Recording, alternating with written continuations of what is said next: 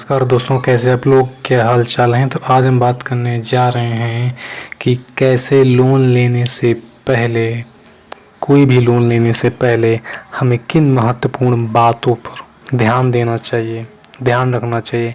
तो सबसे पहले नंबर पे आता है डॉक्यूमेंट्स पर ध्यान रखा होना चाहिए। ठीक है, डॉक्यूमेंट्स पे ध्यान रखें लोन लेने से पहले।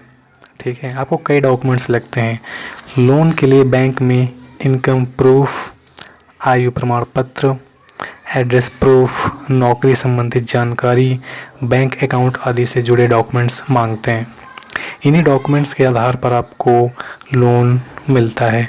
अगर इन डॉक्यूमेंट्स में कोई भी कमी आती है, ठीक है, या किसी भी प्रकार में डॉक्यूमेंट्स में गड़बड़ी पाई जाती है, कोई भी कमी रहती है, सही नहीं पाया जाता है, ठीक है, तो आपको लोन मिलने में थोड़ा मुश्किलें आ सकती हैं।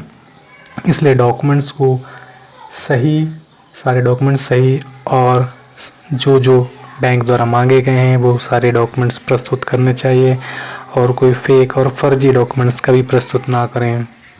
ठीक है, दूसरी बात आपको जो ध्यान रखने देने वाली होती है वो होती है आपकी रीपेमेंट की क्षमता। देखते हैं वो लोग बैंक वाले, यानी कि आप दोबारा बैंक वालों को अदा कर पाएंगे लोन किस्तों में या नहीं, तो वो आपकी क्षमता देखते हैं।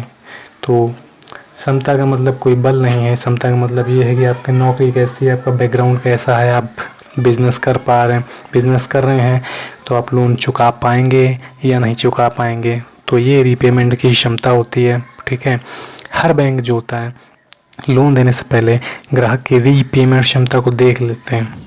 ठीक है, अगर विशेषज्ञों के मुताबिक जो होता है कि अगर लोन लेने वाला व्यक्ति सही समय पे रीपेमेंट में सक्षम हो जाता है, अगर वो सही समय पे रीपेमेंट करता है, यानी सही समय पे किस्तें भरता है, ठीक है, या उसने पहले कभी लोन लिया होगा तो सही समय पर अगर वो किस्तें भरता रहा होगा, ठीक है, तो उसका अच्छा क्रेडिट बन जाता है, तो रीपेमेंट करने की क्षमता उसकी सही रहती है।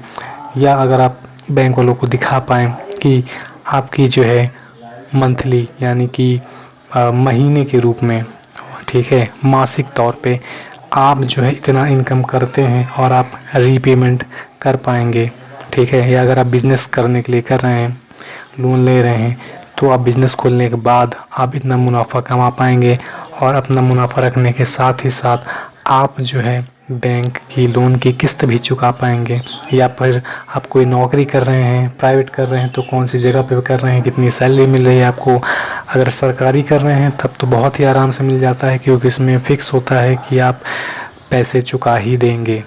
ठीक है, इसलिए अपनी रीपेमेंट क्षमता का आकलन कर लोन के लिए आवेदन करना चाहिए।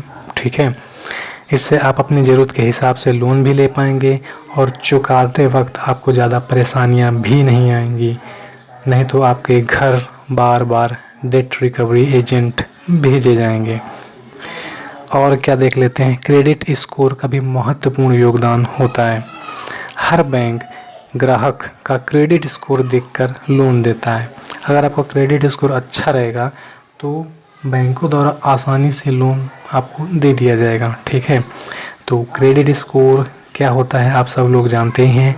अगर नहीं जानते तो नीचे मुझे कमेंट करके बताइएगा, मैं आपको एक वीडियो अलग से बनाकर दे दूंगा। ठीक है, अगर आपका क्रेडिट स्कोर बैंक में अच्छा नहीं होता है तो लोन मिलने में काफ़ी मुश्किलें आ जाती हैं आपको बैंक से। ठीक है, इसलिए अपने क्रेडिट स्कोर को सुधार के रखें। ठीक है, और अपने पहले की जो देनदारियां हैं वो चुका दें, इससे आपका क्रेडिट स्कोर अच्छा बना रहेगा।